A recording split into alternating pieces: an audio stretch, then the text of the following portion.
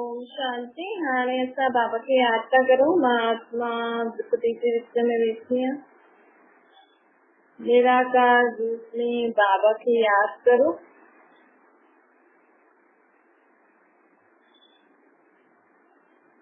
बाबा खे याद करे मन में कोई भी ॻाल्हि हुजे उहो बाबा खे ॿुधायो।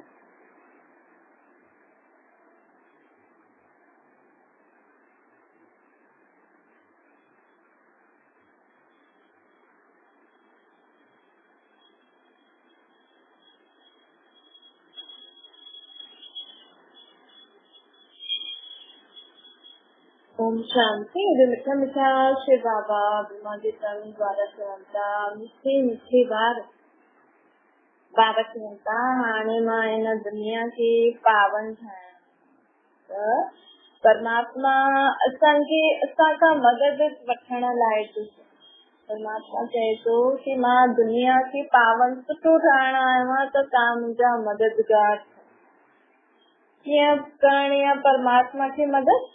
तव्हां सुठा थी तव्हां चओ असां त सुठा ई आहियूं। सुठा थिया मतिलब कॾहिं बि कंहिंखां दुख वठो बि न, कंहिंखे दुख ॾियो बि। सुठो अर्थ आत्मा सदा सुख स्वरूप सुख शांति वारो जीवन। ईअं बाबा चए कि तव्हां सदा मूंखे पंहिंजा दुख ॾेई करे, दुख जी कोई बि ॻाल्हि हुजे, जीअं ॿार कॾहिं कोई ॻाल्हि हूंदी त असां माउ पीउ खे ॿुधाए उहो सदा बेफ़िक्र रहंदो। ईअं परमात्मा चए थो तव्हां ईअं बेफ़िक्र थी सभु ॻाल्हियूं मूंखे ॾेई करे, सभु फिक्रातियूं मूंखे ॾेई करे तव्हां सदा सुख शांति ऐं ख़ुशियुनि में रहो। ईअं मदद करणी आहे भॻवान खे। भॻवान सृष्टि खे सुठो ठाहिण आयो आहे, सुख जो ख़ुशियुनि जी दुनिया ठाहिण आयो। हुनजे लाइ बाबा चए थो सिर्फ़ त्योहार मनाए करे, जनम ॾींहुं मनाए करे, सालगिरह मनाए करे ख़ुशी न मनायो। रोज ख़ुशी मनायो। रोज कोई न कोई ख़ुशी जो ॾींहुं मनायो। सदा सुख ऐं शांति में रहो। ईअं असां परमात्मा खे मदद कंदासीं। बाबा चए थो ॾिसो कलयुग की दुनिया में त दुखी दुख आई, लेकिन हाणे परमात्मा खे यादि करे असांखे हिन दुख जी दुनिया में बि सदा सुखी शांत ऐं ख़ुशी में रहणो। इन सां छा थींदो कि असां सदा सुख शांति ख़ुशी में रहंदासीं न त असांखे ॾिसी ॿिया बि ख़ुशि थींदा न। ॿियनि खे ॾिसी ॿिया, ॿियनि खे ॾिसी ॿिया, ॿियनि खे ॾिसी ॿिया। माण्हू चङे न ॾिसी हिनखे कहिड़ी तकलीफ़ आहे त बि केॾी ख़ुशि आहे, त बि सदा ख़ुशि रहंदी आहे। त एग्जाम्पल थी वेंदो न उहो माण्हू। हुनखां माण्हू सभु ॻाल्हाईंदा आहिनि, सभु हुनखां पुछंदा आहिनि कि तव्हांखे एॾी तकलीफ़ आहे त बि ख़ुशि था रहो, त बि तव्हां सुख शांति में आहियो। त परमात्मा असांखे ईअं थो चए, ईअं सदा ख़ुशि ऐं सुखी ऐं शांत रहणी ई परमात्मा खे मदद करणु। हाणे बाबा चए थो विघ्ननि सां घबरायो न। कंहिं बि ॻाल्हि जे कारण दिलि शिकस्त न थिए। कॾहिं बि कोई ॻाल्हि अचे थी, कॾहिं कोई ॻाल्हि पूरी नथी थिए, कुझु बि अहिड़ी ॻाल्हि थी थिए त माण्हू दिलि शिकस्त थी वेंदो, उदास थी वेंदो, जीवन में निराश थी वेंदो। ईअं न करणु खपे। बाबा चए थो सदा कुझु न कुझु सुठी ॻाल्हि मन में सोचे करे, अगरि कुझु बि गड़बड़ी थिए न अहिड़ी अहिड़ी ॻाल्हि थिए त हुनजे लाइ हुनखे हुन रीति न सोचिजो। सम्झो कोई ॻाल्हि थी वई कि ॻाल्हि जे कारण तव्हांखे उदास थी वियो, तव्हांजो मन में तव्हां ईअं लॻे कि हाणे मां छा करां, मां त हारती थी आहियां, त कुझु न कुझु सुठी ॻाल्हि सोचो, पॉज़िटिव। ईअं थी त वियो, लेकिन हाणे जीवन में सदा सुख शांति ख़ुशी में रहण जे लाइ मूंखे छा करणो खपे। असांजो उद्देश्य इहो हुजणो खपे। भई ॻाल्हि थी वई, जेकी बि ॻाल्हि थी वई हुनजे कारण दुख आयो, परेशानी अचे थी, लेकिन मूंखे हिन ॻाल्हि खां मां कीअं निकिरां, छा करां जंहिंसां मूंखे सदा जीवन मां सुख शांति ख़ुशी में रहां। हिन करे उपाय सोचणो खपे। सम्झो कोई खिलौनो आहे, टुटी वियो त टुटी वियो न, त उहो ॿार जेको बि वॾे जो या नंढे जो टुटे, वॾनि जी वॾी चीज टुटे, नंढनि जी नंढी चीज टुटे, या गुम थी वञे या ख़राब थी वञे त माण्हू दिलि शिकस्त थी वेंदो आहे न। सुठो न लॻंदो, हुनखे परेशान सुठो न लॻंदो, मुंहिंजी चीज टुटी पई, गुम थी वई या ख़राब थी त वई, लेकिन हिनजे टुटण सां, ख़राब थियण सां, गुम थियण सां मां छो दुखी थियां? ठीकु आहे, मां ॿी नई वठी, ठीकु आहे, मां हिन खां बि बढ़िया वठी, हिन समय मन खे ईअं सम्झाइणु खपे। त हिन सां छा थींदो, मन में जेको बि हुन ॻाल्हि जे कारण दुख परेशानी आई न, हुन सां हुनमें सुठो संकल्प अची वेंदो त हुनजो प्रभाव घटिजी वेंदो। सभु दुखनि जो इलाज असां वटि आहे। असांजे जीवन में जो दुख परेशानी अचे थी न, हुननि जो इलाज असां वटि आहे। सिर्फ़ु असांजी सोच, जंहिं समय बि कोई ॻाल्हि थिए थी न, हुनखे हुन दुख की जी ॻाल्हि खे ईअं न सोचो ईअं थी न थी त वियो, लेकिन हाणे हिन दुख खे ख़तमु करण लाइ, हिन परेशानी खे ख़तमु करण लाइ असां छा सुठो सोचूं, अॻियां छा सुठो करूं। जीवन थोड़ी रुकंदो, घड़ी रुकंदी, समय रुकंदो, ॻाल्हि थी वई, सूर्य थोड़ी रुकी वेंदो कि ॻाल्हि अहिड़ी थी वई, हाणे मां उते ई वियां थो। न, सूर्य पंहिंजे समय ते ईंदो वेंदो, तारा चांद पंहिंजे समय ते ईंदा वेंदा, सुबुह राति थींदो ई वेंदो। मनुष्य आत्मा जो जीवन में ईअं ई हुजणो खपे। भई राति गई, ॾींहुं वियो, राति थी वई, ॿियो ॾींहुं आयो, बसि कल्ह जो बि थियो हुन खां शिक्षा वठी, कल्ह जो ॾींहुं ॿियो। ईअं असांखे जीवन जींदासीं न, तॾहिं असां सुख शांति में रही सघंदा आहियूं। सत्युग में माण्हू ईअं ई जींदो, ईअं न सत्युग में आत्मा शरीर न छॾंदी, जॾहिं बि आत्मा शरीर छॾंदी त सत्युग में रोग, बीमारी, टेंशन, दुख परेशानी, पैसे जी कमी या ॿार परी, इहे सभु न हो।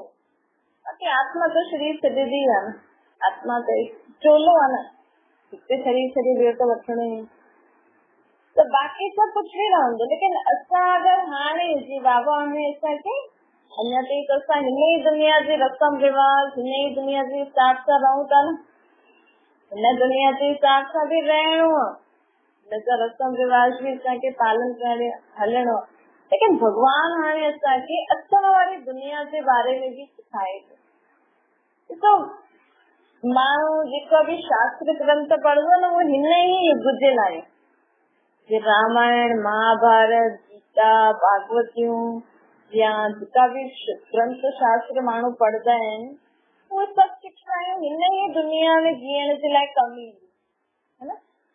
हिकु गीता में थोरो बहुत लिखल आहे कि असांखे जीवन कीअं जीअणो खपे, ताकि मतलब नई दुनिया जी सुख जी सत्य की दुनिया जे बारे में, कि उतां जी दुनिया सुख शांति वारी कीअं हूंदी, उतां जे मनुष्य जा गुण संस्कार कीअं हुजणा खपनि उते वञण जे लाइ, तो सभु गीता में आहे।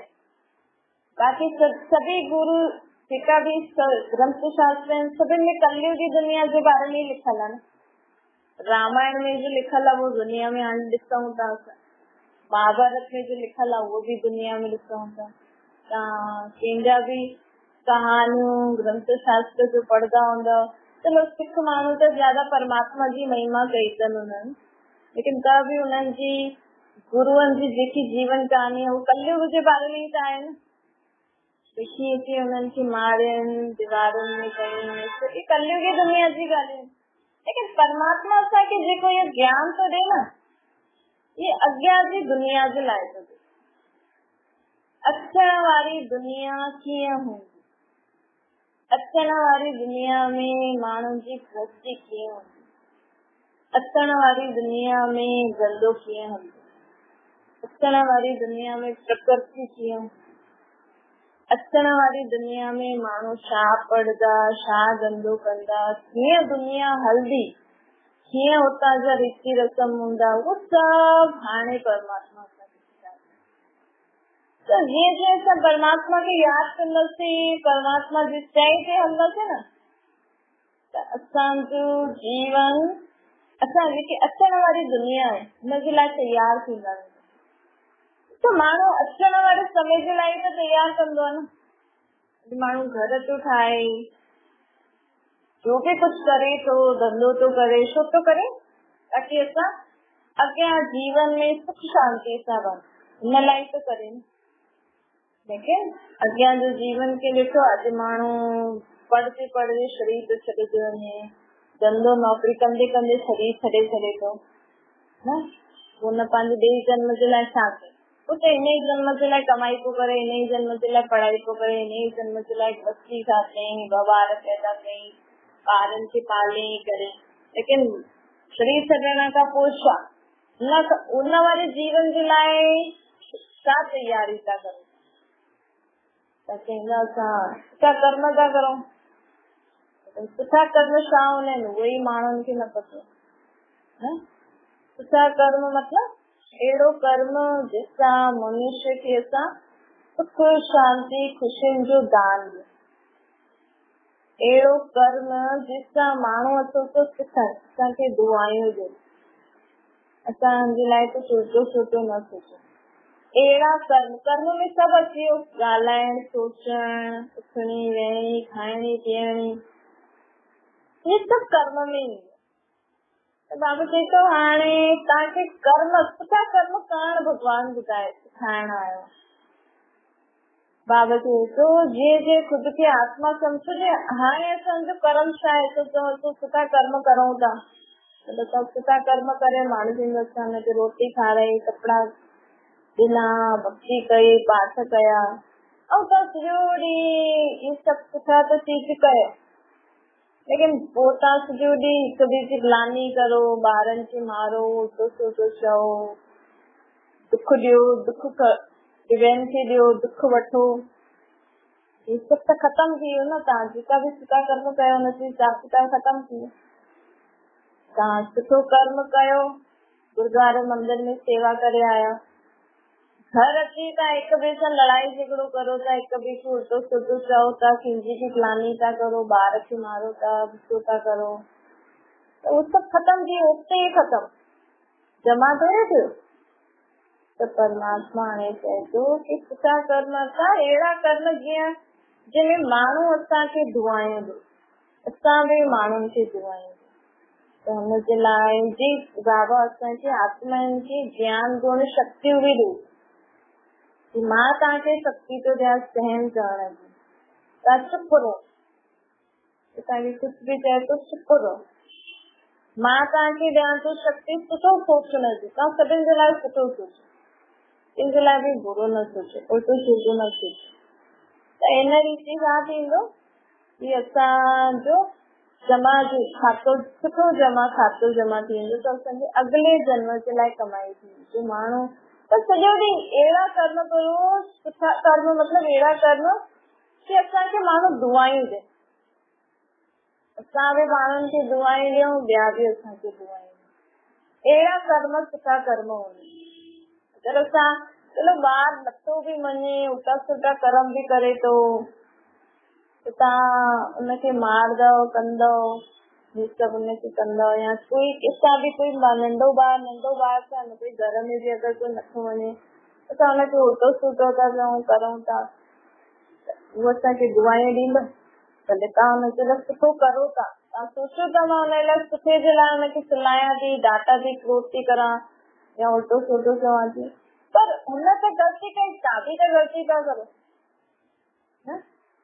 न त ग़लती कई, हू त ग़लती करे थो, चाहे नंढो ॿार हुजे चाहे कोई बि हुजे, माण्हू चवंदा न हिनजे भले जे लाइ असां हिनखे चऊं था, डांटूं था, उल्टा सुल्टा शब्द चई करे कंहिंखे सम्झाइण सुधारण कोई सही ॻाल्हि थोरी आहे। असांखे परमात्मा ॿारनि खे या कहिड़ी बि आत्मा खे सुधारण जो तरीक़ो बि त ॿुधाए थो न, ये थोड़ी सिर्फ चए थो न ये न करो, चए थो तव्हां जेतिरो सुठो सोचंदव न, तव्हांजो सुठो सोचण हुनजे लाइ आशीर्वाद थी वेंदो, हुन आत्मा खे शक्ति मिलंदी। त हिन रीति परमात्मा खे यादि करे असां हुनखे ॻाल्हियूं ॿुधाईंदासीं न, भई ये ॻाल्हि आहे, त मां कीअं हिन ॻाल्हि खे पार कयां, परमात्मा तुंहिंजी मदद करण लाइ सदा हाज़िर रहंदो। त बाबा चए थो कि हाणे घर गृहस्थी में रही करे परमात्मा असांखे इहो ज्ञान छो थो ॾे, ताकि असां पंहिंजे अॻियां जे 21 जन्मनि जे लाइ कमाई करे सघूं। अॻियां जे 21 जन्म मुंहिंजा कीअं हुजनि, हिकु जन्म बि न 21 जन्म। त माण्हू चलो दान पुण्य कंदो सोचतो भई ॿिए जन्म में असांखे भॻवान ॾींदो, हिन करे भॻवान असां दान पुण्य कंदो। लेकिन असां अगरि असां दान पुण्य कयो ऐं अहंकार की मां एतिरो दान कयो, सभिनि खे ॿुधायो कयो तव्हां ईअं चयो, त उहो दान जो फल उते ख़तम थी वेंदो। अगरि तव्हां दान कयो, सभिनि तव्हांजी तारीफ़ कई, हिन ॾिस केॾो ध्यानु ॾिए थो, ऐं तव्हां हुन तारीफ़ खे एक्सेप्ट करे छॾियो, हा मां कयो, त उते ई ख़तम थी वियो, तव्हांजे दान जो जमा न थियो। त उहो त हिकु जन्म जे लाइ चलो ठीकु आहे, कयो चयो त तव्हांखे ॿिए जन्म में मिलंदो, लेकिन परमात्मा त 21 जन्मनि जी गारंटी थो करे।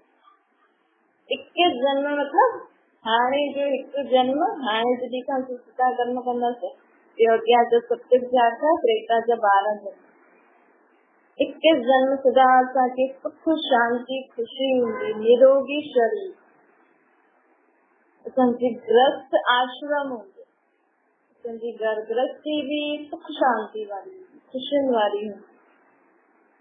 त बाबा चए थो कि हाणे हिन रीति पंहिंजो जीवन जियो, मतलब दुआयूं अहिड़ा कर्म करो ताकि दुआयूं मिलनि ऐं असां बि ॿियनि खे दुआयूं ॾियूं। त हिन में असां बिज़ी रहींदासीं त जीवन केॾो सुठो थी वेंदो, त असांजे अॻिले जन्मनि जे लाइ केॾी कमाई थींदी। हिकु जन्म जे बारे में थोड़ी सोचणो खपे। इन करे परमात्मा असांखे अॻियां जे जन्मनि जे बारे में, अॻियां जी दुनिया जे लाइ तयार थो करे। भगवान त अॻियां जे लाइ सोचदो न, भगवान थोड़ी बीती खे सोचदो आहे, न ही भगवान चईंदो आहे बीती खे सोचो। भगवान चईंदो आहे बीती खां शिक्षा वठो कि मां हीअं कर्म कयो त धोखो खाधो, लेकिन हुनजे बारे में मां ईअं करे छॾियो, मां ईअं करे छॾियो, मूंसां ईअं थी वियो, ईअं न, शिक्षा वठो। अॻियां जे लाइ पंहिंजे जीवन में जो बि तव्हां के अॻियां जीवन अथव त हुनमें हुन रीति सम्झी करे हलो, भई पहिरियों बि मां ईअं कयो, हाणे मां न कंदमि, ईअं शिक्षा वठणी हुजे। त परमात्मा चए थो कि मां हर 5,000 साल में हिकु बार परमात्मा असांखे ईअं ई जीवन जीअण सेखारींदो आहे कि तव्हां पंहिंजे ॿारनि खे सेखारींदा न, ईअं भगवान हर 5,000 साल में हिकु बार हेठि हिन धरती ते अची करे असांखे जीवन जीअण सेखारींदो आहे, सुख शांति सां कीअं रहो, सदा ई ख़ुशी मल्हाईंदा रहो। हीअं न कोई त्योहार अचे, कोई जनम ॾींहुं अचे, कोई एनिवर्सरी अचे या कहिड़े ॾींहुं माण्हू त्योहार आहे छो मल्हाईंदा, चईंदा वैसे त न, त्योहारनि जे बहाने माण्हू हिक ॿिए सां मिलंदा, ॻाल्हाईंदा, खाईंदा पींदा, ख़ुशी मल्हाईंदा। छो जीवन में ख़ुशी न आहे न, सत्संग में त रोज़ ई ख़ुशी हुई, रोज़ ई माण्हू सुठी सुठी चीजूं खाईंदा, रोज़ ई माण्हू सदा मौज वारो जीवन। परमात्मा वो जीवन जीअं हिते सिखाइण आयो आहे। भगवान को ईअं मथे वेही असांखे वरदान ईअं थोड़ी ॾींदो, हू त जीवन जीअं सिखाईंदो कि तव्हां माउ पीउ आहियो, पंहिंजे ॿारनि खे सिखायो था न, ये थोड़ी तव्हां चईंदा मां पंहिंजे ॿार खे वरदान थी ॾियां, सदा सुखी रहे, ख़ुशि रहे, हिन वटि ॾाढो धन अचे, सुठी पढ़ाई लिखाई करे, सुठी नौकरी धंधो करे, त थी वेंदो। अगरि तव्हां रोज़ हिनखे ईअं वरदान ॾियो, रोज़ सोचो, हाँ सोचण सां हुनजी आत्मा की शक्ति मिलंदी, पर कर्म त करणो पवंदो न हुनखे। अगरि हू कर्म ई न करे, सम्झो हुनखे कोई माण्हू न ॿार, त माउ पीउ चईंदा हिनजी सम्झ सुठी आहे, हिनजी पढ़ाई बि ॾाढी सुठी आहे, सम्झ में बि अचेसि, लेकिन करे न, ईअं त रोज़ हिनजे लाइ सुठो सोचे त हुनजी आत्मा में शक्ति भरजंदी कि हा वो सुठो जीवन जीए, सदा ख़ुशि रहे, सुठी पढ़ाई लिखाई करे, अगरि वो पढ़े त सुठो पढ़ी वेंदो, लेकिन कर्म त करणो पवंदो न। त परमात्मा बि असांखे हिते अची करे ईअं ई कर्म करणु सेखारींदो आहे, असांखे शक्ति ॾींदो कि असां उहो कर्म बि करूं। हिन समय आत्मा खे सुठा कर्म करणु पुॼे बि नथो, न कंहिंजे लाइ सोचो भई हिन लाइ सुठो सोचो, इनजे लाइ बि असांखे अभ्यास करणो पवंदो, उल्टो सुठो सोचण जी आदत पइजी वेंदी, इहो सुठो कर्म करो, अञा असांखे टाइम न, अञा असांखे इहो करणो आहे, इहो करणो आहे, इहो करणो, मूंखे सुठा कर्म करणु भगवान डायरेक्शन दे तो समझाए तो, लेकिन आत्मा करे नहीं।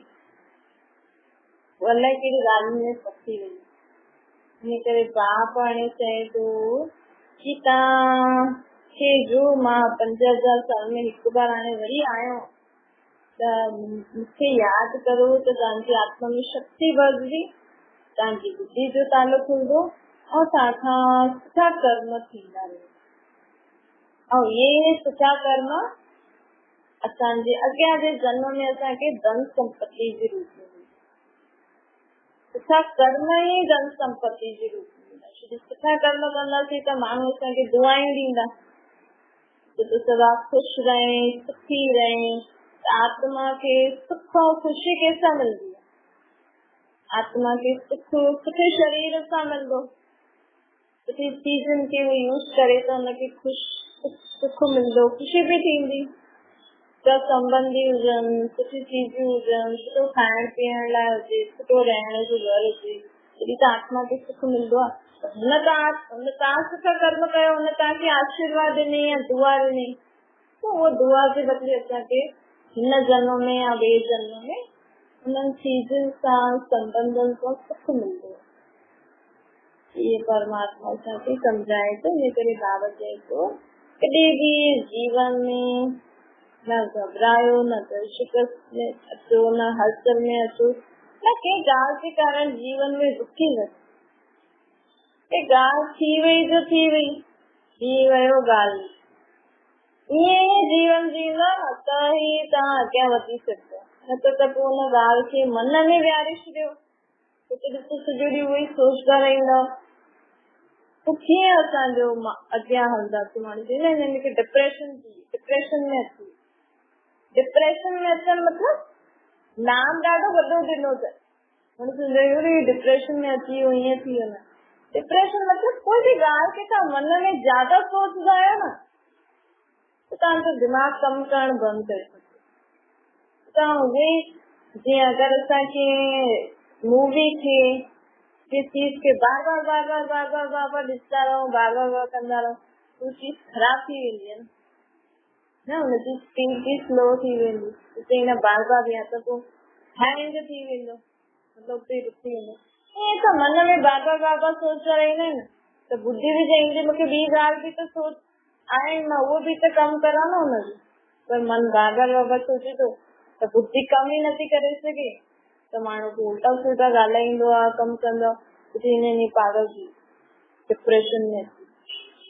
पर जॾहिं बि कोई माण्हू ईअं थिए न त हुनखे उहो मन में जेकी ॻाल्हि आहे उहो कढाइणी त असांखे जीवन में कॾहिं बि कोई ॻाल्हि तव्हांजे मन में घड़ी घड़ी अचे थी न, हुनखे परमात्मा खे ॿुधाए छॾो, बाबा मुंहिंजे मन में घड़ी घड़ी ॻाल्हि थी अचे, या लिखी छॾो, लिखी करे भॻवान खे ॾियो ये ॻाल्हि मुंहिंजे मन मां हटायो तुरंत हटाइणो।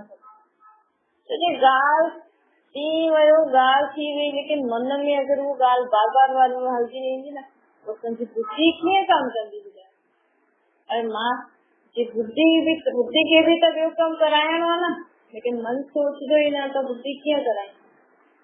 इन करे कॾहिं बि कोई ॻाल्हि थी न कंहिंखे बि नथा ॿुधाए सघो न, आत्मा सम्झी करे परमात्मा खे तुरंत ॿुधाए छॾो तो वो मन मां ॻाल्हि निकिरी, ज्यादा वधाइणी न। बाबा चए थो हाणे थी, हाणे ॿुधायो, हाणे नथा ॿुधाए सघो त राति जो सुम्हण खां पहिरियों ज़रूर ॿुधाए करे सॼो ॾींहुं बि छो खणी वियो कचिरे खे मन तुरंत ॿुधाए छॾो, बाबा ये ॻाल्हि मुंहिंजे मन में अचे थी, खणी वठो ख़राब थी हूंदी आहे, ॿार फटाफट ॾेई छॾनि, ईअं ॻाल्हि बि भॻवान खे ॾेई छॾो, तव्हांजो कॾहिं बि मन शांत न थींदो, भारीपन न ईंदो, सदा जीवन में शांति शुक्ल के बारे में प्रति माता पिता बाप दादा जो याद प्यार और गुड मॉर्निंग जो हमें बात की तो सभी रूहानी बारन के संजीवी रूहानी माता पिता बाप दादा के याद प्यार गुड मॉर्निंग और वरदान हर घड़ी की अंतिम घड़ी समझी सदा एवर रेडी रहने वाला तीव्र पुरुषार्थी है। भावता जो बार तीव्र पुरुषार्थी है ना वो हर घड़ी की अंतिम घड़ी समझी करे एवर रेडी रहे। जीवन में सुधा तैयार रहना खपे। कोई भी गाल कभी भी थी सकती है। असा जीवन में तैयार रहना था तथा मन बुद्धि में न गाल के पार करने की आत्मा में शक्ति हुजणी खपे। सब समझो हुजणी खपे। कभी कुछ भी नहीं सकता क्योंकि ऐसा नहीं हिसाब किताब कुछ जो थे ना वैसा पहले परमात्मा की याद करता रहेंगे तो वो गाल ईंदी भी लेकिन हली वेंदी जी आई बाबा चीतो की सदा ये न सोचो जॾहिं थींदो ॻाल्हि अहिड़ी वेड़ी तॾहिं कंदासीं न। पहिरियों खां ई असांखे ख़ुदि जी आत्मा खे शक्तिशाली ठाहिणो खपे। माण्हू चवंदा आहिनि कि ॿार त पढ़ाई में पूरा आहिनि, भॻवान खे नथा मञनि, यादि नथा करनि, वॾा थींदा त कंदा ईअं कंदा। हिन समय आहे हर आत्मा खे शुरू खां ई परमात्मा खे यादि करणु ज़रूर सेखारणो खपे। सभी आत्मायूं जो हिसाब किताब कभी भी अची करे लगी तो न तो ॿारनि खे बि त बीमारी दुख थिए थो न त दुख खे मिटाइण वारो परमात्मा। त पहिरियों खां ई असांखे एॾी शिक्षायूं परमात्मा ॿारनि खे ॾियणी खपनि बचपन खां ताकि वो अॻियां हली सदा परमात्मा जी शुक्र सां रहंदो त जीवन में सदा सुख शांति सां रहंदो। त हिन सृष्टि ते समय ही अहिड़ो थियो जो अगर ना नाजुक समय के पास से ऑनर्स थियणो आहे त एडजस्टमेंट थियण जी शक्ति खे वधाए। भई कोई भी ॻाल्हि थी थी वञे न त मां बाबू खे चयो हिन ॻाल्हि खे पार तव्हां सुठी रीति करे सघो हुनजे लाइ एडजस्टमेंट शक्ति हुजणी खपे। असांखे ख़ुदि खे एडजस्ट करणु अचणो खपे। सम्झो अगरि हाणे कोई जीवन हाणे कोरोना हुयो, कोरोना में माण्हू त रोटी सामान आदि त वठी रखियो लेकिन न वठी रखनि हिकदम सां ई कुझु थिए बंदि थी वियो सभु त हू चवंदा मूंखे त इहे ई खाइणो आहे, इहे ई खाइणो आहे, इहे ई खाई चुकी आहियां, मूंखे त ॿियो कुझु वणंदो ई न आहे। त साम्हूं वारो त बुखो रहिजी वियो न कुझु न कुझु तकलीफ़ थींदी वेंदी। हिन करे असां में एडजस्टमेंट शक्ति हुजणी खपे। ठीकु आहे जो आहे हा भई ठीकु आहे खाई करे हलो हिन सां थींदो